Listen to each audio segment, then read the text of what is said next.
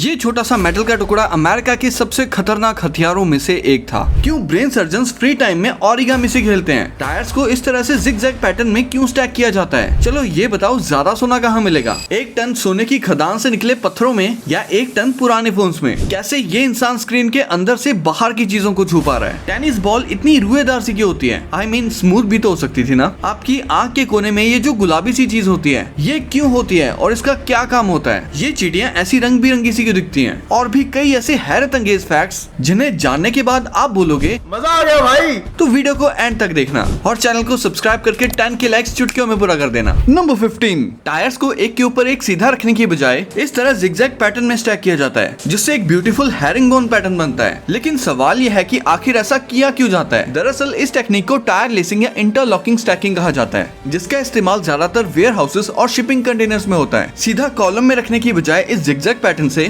लगभग 30 से 35% ज्यादा टायर स्टोर और ट्रांसपोर्ट किए जा सकते हैं। इतना ही नहीं, इससे हर टायर एक दूसरे के साथ इंटरलॉक हो जाता है, जिससे पूरा स्टैक ज्यादा स्टेबल रहता है और टायर आसानी से हिलते या गिरते भी नहीं। नंबर 14, चलो एक बात बताओ, ज्यादा सोना कहाँ मिलेगा? 1 टन सोने की खदान से निकले पत्थरों में या 1 टन पुराने फोन्स में? अगर आपने सोने की खदान सोचा तो आप गलत हो। दरअसल हर स्मार्टफोन के छोटे छोटे सर्किट्स में थोड़ी क्वांटिटी में गोल्ड का यूज किया जाता है, क्योंकि गोल्ड इलेक्ट्रिसिटी का बहुत ही अच्छा कंडक्टर है और जल्दी कोरोड भी नहीं होता। इसीलिए 1 टन गोल्ड ओर से आमतौर पर सिर्फ 4 से 10 ग्राम सोना निकलता है। लेकिन 1 टन पुराने मोबाइल फोन्स को रिसाइकल करके 200 से 300 ग्राम गोल्ड रिकवर किया जा सकता है। यानी कई केसेस में पुराने मोबाइल फोन से सोने की खदान से भी ज्यादा गोल्ड मिल सकता है। इसीलिए ई वेस्ट रिसाइकलिंग इतनी वैल्यूएबल मानी जाती है। नंबर 13, ये छोटा सा मेटल का टुकड़ा अमेरिका के सबसे खतरनाक हथियारों में से एक था। हैरानी की बात यह है कि इसमें ना कोई गन पाउडर था और ना ही कोई एक्सप्लोसिव, फिर भी ये बेहद जानलेवा था।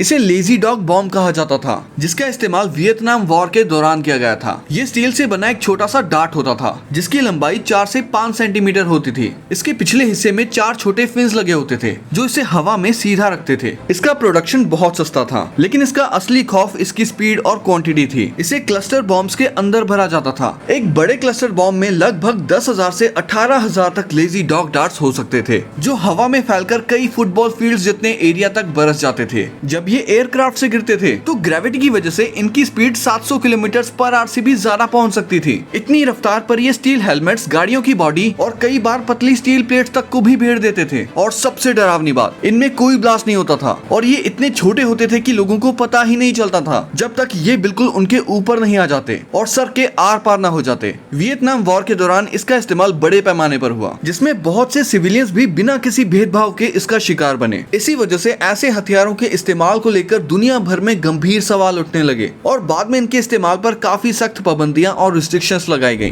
नंबर 12, ये आदमी स्क्रीन के अंदर से बाहर निकलती चीजों को ना सिर्फ छू सकता है बल्कि उन्हें मूव भी कर सकता है ना शॉकिंग? इस टेक्नोलॉजी को टेंजिबल यूजर इंटरफेस या शेप डिस्प्ले भी कहा जाता है। इसमें कैमरा और सेंसर्स यूजर के हाथ और ऑब्जेक्ट्स की पोजीशन को डिटेक्ट करते हैं। फिर स्क्रीन के अंदर लगे हजारों छोटे छोटे मोटराइज्ड पिन्स रियल टाइम में ऊपर नीचे मूव होते हैं और सामने वाली चीज का फिजिकल शेप बना देते हैं। इसका मतलब यह है कि अगर कोई इंसान दुनिया के किसी और कोने में किसी चीज को टच या मूव करे तो ये डिस्प्ले उस मूवमेंट को रियल टाइम में रिक्रिएट कर सकता है। फ्यूचर में इसी टेक्नोलॉजी का यूज करके हजारों किलोमीटर दूर बैठे लोग भी एक दूसरे के टच को रियलिस्टिक तरीके से फील कर सकेंगे। नंबर 11, अगर आप 1 से 100 तक की काउंटिंग इंग्लिश में लिखोगे तो आपको किसी भी नंबर की स्पेलिंग में बी नहीं मिलेगा। 1 2 3 4 5 66 99 बी कहीं नहीं आता। और सिर्फ इतना ही नहीं, 100 से लेके 1000 तक और 1000 से लेके मिलियन तक किसी भी नंबर की स्पेलिंग में बी नहीं मिलता। लेकिन जैसे ही आप 1 बिलियन तक पहुंचोगे पहली बार लेटर बी दिखाई देगा। इसके बाद जेड सिर्फ 0 में आता है, सी पहली बार ऑक्टेलियन में, पी सेप्टिलियन में, क्यू सिर्फ क्वाड्रिलियन में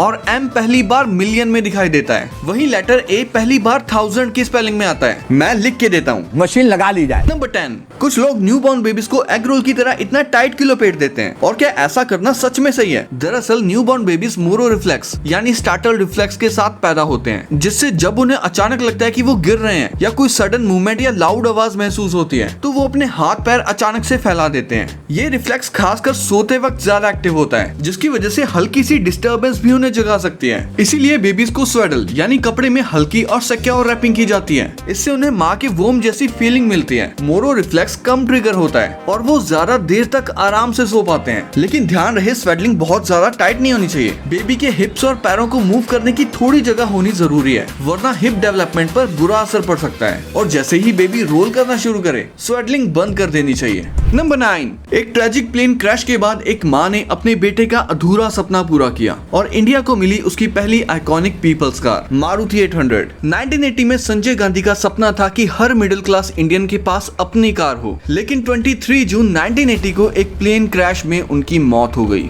इसके बाद इंदिरा गांधी ने इस प्रोजेक्ट को बंद नहीं होने दिया और मारुति उद्योग लिमिटेड को आगे बढ़ाया। लेकिन एक बड़ी प्रॉब्लम थी, इंडिया के पास मॉडर्न पैसेंजर कार बनाने का एक्सपीरियंस बहुत कम था। तब जापान की सुजुकी मोटर कॉर्पोरेशन ने इंडिया के साथ पार्टनरशिप की और कंपनी के चेयरमैन ओसामू सुजुकी ने इस प्रोजेक्ट पर भरोसा दिखाया। 14 दिसंबर 1983 को लॉन्च हुई मारुति 800 और इसकी शुरुआती एक्स शोरूम प्राइस लगभग 47,500 रुपए थी। सबसे पहली मारुति 800 इंडियन एयरलाइंस के एम्प्लॉय हरपाल सिंह को मिली और उसकी चाबी खुद प्राइम मिनिस्टर इंदिरा गांधी ने उन्हें अपने हाथों से दी थी। इसके बाद मारुति 800 सिर्फ एक कार नहीं रही, ये लाखों फैमिलीज की पहली कार बनी। किसी की पहली रोड ट्रिप, किसी का पहला ड्राइविंग लेसन और किसी की पहली फैमिली वेकेशन, सब इस कार से जुड़े। मारुति 800 सिर्फ सड़कों पर ही नहीं चली, बल्कि करोड़ों इंडियंस की यादों में हमेशा के लिए बस गई। नंबर 8, अगर आपको भी लगता है कि कंगारू का बच्चा पाउच के अंदर पैदा होता है तो आप गलत हो। दरअसल कंगारू का बच्चा माँ के बर्थ कैनाल से ही पैदा होता है, लेकिन उस वक्त उसका साइज एक अंगूर से भी छोटा होता है, लगभग 2 सेंटीमीटर जितना, इतू सा। अब क्योंकि उसका डेवलपमेंट अभी पूरा नहीं हुआ होता,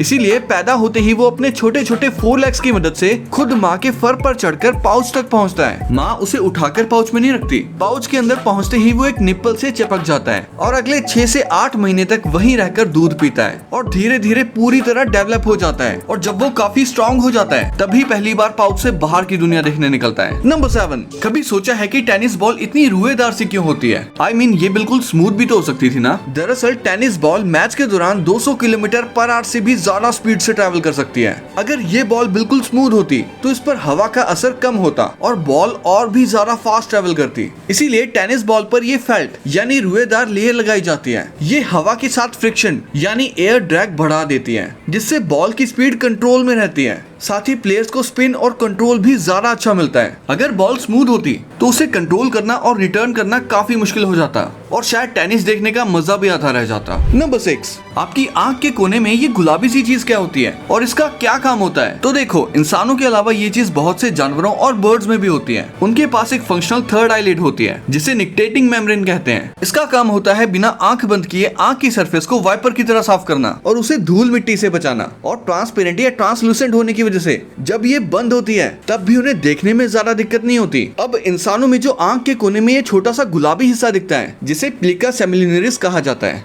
ये उस थर्ड आईलिड का बचा हुआ हिस्सा है जो कभी हमारे पूर्वजों के पास हुआ करती थी। लेकिन लाखों सालों के एवोल्यूशन के दौरान इंसानों को इस थर्ड आईलिड की जरूरत खत्म हो गई, इसीलिए धीरे धीरे ये लगभग गायब हो गई। आज जो ये गुलाबी हिस्सा दिखता है वो उसी का वेस्टिजियल रेमनेंट है, यानी ऐसा हिस्सा जो अब हमारे किसी काम का नहीं रहा। और हाँ, सुबह आंख के कोने में जो सफेद सी चीज जमा होती है वो इसी एरिया में इकट्ठी होती है, लेकिन उसे प्लिका सेमिलिनरिस नहीं बनाती, बल्कि वो टीयर्स, म्यूकस और डेड सेल्स का मिक्सचर होता है। पंजाबी में तो इसे गिट कहते हैं, आपके यहाँ इसे क्या कहते हैं कमेंट्स में बताना। नंबर 5, जैसे ही किसी इंसान का पैर चेनसो मशीन से टकराता है तो वो अचानक रुक जाती है, लेकिन लकड़ी को मक्खन की तरह काटने वाली चेनसो आखिर यहाँ फेल कैसे हो गई? दरअसल ये कमाल है चेनसो सेफ्टी ट्राउजर्स का। इन्हें बनाने के लिए एरामिड या हाई स्ट्रेंथ प्रोटेक्टिव फाइबर्स का इस्तेमाल किया जाता है। जैसे ही चेनसो की ब्लेड इस ट्राउजर को काटना शुरू करती है, अंदर के लंबे और मजबूत फाइबर्स तुरंत बाहर निकलकर ब्लेड और उसके स्प्रॉकेट में उलझ जाते हैं। इससे ब्लेड कुछ ही पलों में जाम हो जाती है और घूमना बंद कर देती है, जिससे पैर को गंभीर चोट लगने से बचाया जा सकता है। लेकिन ध्यान रहे, ये ट्रिक नॉर्मल जीन्स या पैंट्स के साथ बिल्कुल काम नहीं करेगी। ये प्रोटेक्शन सिर्फ specially design chainsaw safety pants में ही होती है। नंबर 4, अगर आप अपना पूरा जोर भी लगा दो तब भी डेड सी में डूबना बहुत मुश्किल है। दरअसल डेड सी दुनिया की सबसे नमकीन झीलों में से एक है।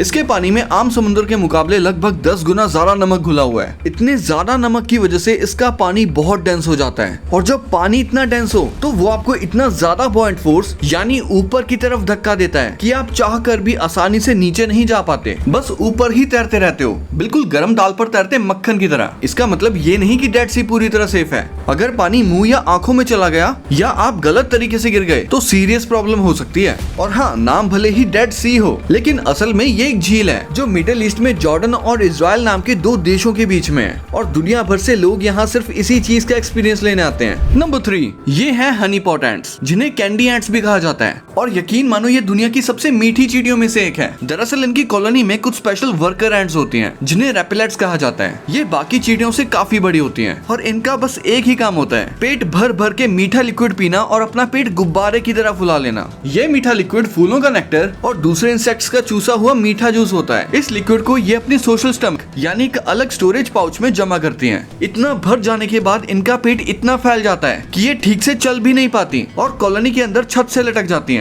यहीं से ये चलता फिरता फूड बैंक बन जाती हैं। जब कॉलोनी में अकाल जैसी हालत हो जाती है और दाने दाने की नौबत आ जाती है, तब बाकी चींटियां इनके पास पहुंचती हैं। ये अपने मैंडिबल्स खोलकर मुंह से एक एक बूंद मीठा लिक्विड बाहर निकालती हैं, जिसे भूखी चींटियां पी लेती हैं। इस प्रोसेस को ट्रोफाइल एक्सेस कहा जाता है, जिसमें चींटियां एक दूसरे के साथ खाना शेयर करती हैं। और सबसे कमाल की बात, क्योंकि ये पूरी कॉलोनी का इमरजेंसी राशन और खजाना संभाल के रखती हैं, इसीलिए बाकी चींटियां इनकी बिल्कुल रानी जैसी खातिरदारी करती हैं। ना इनसे कोई काम करवाया जाता है, ना ही इन्हें बाहर भेजा जाता है, बस इनकी हिफाजत की जाती है। नंबर 2, टेलर स्विफ्ट इतने एक्सट्रीम वेदर में भी अपनी परफॉर्मेंस कैसे कंप्लीट कर लेती हैं? टेलर स्विफ्ट अपनी प्रोफेशनलिज्म के लिए काफी फेमस हैं। एडिनबर्ग में सिर्फ 8 डिग्री का टेम्परेचर था, लेकिन फिर भी उसने सिर्फ स्कर्ट और टैंक टॉप पहनकर परफॉर्मेंस दी। इतनी ठंड में उसकी नाक 3 बार बहने लगी। पहली बार तो उसने चुपके से हाथ से नाक साफ करके अपने ब्लैक बॉडी सूट पर पोंछ ली। दूसरी बार स्कर्ट पर पोंछने की कोशिश की, लेकिन उल्टा वो उसके हाथ पर ही लग गई। और तीसरी बार पियानो बजाते वक्त जब नाक का पानी उसके मुंह तक पहुंच गया तो परफॉर्मेंस बीच में ना रोकनी पड़े, इसीलिए उसने उसे लिक कर लिया।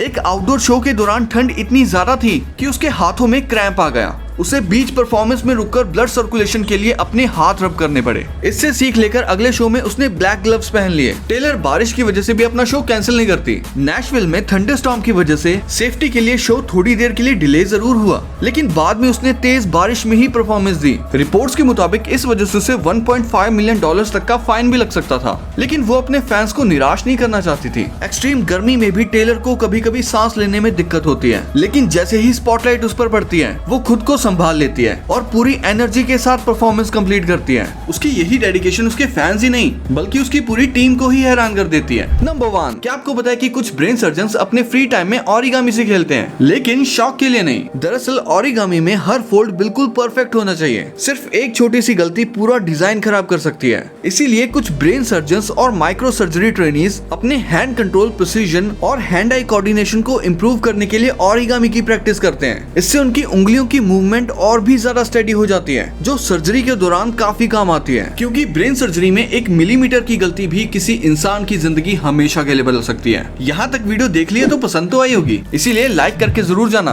और ऐसी और इंटरेस्टिंग वीडियोस इस चैनल पे आती रहेंगी तो सब्सक्राइब भी कर लेना। ये 2 वीडियोस भी काफी इंटरेस्टिंग है, इनको भी चेकआउट करना। मैं मिलता हूँ आपसे अगली वीडियो में, तब तक के लिए कीप द नॉलेज।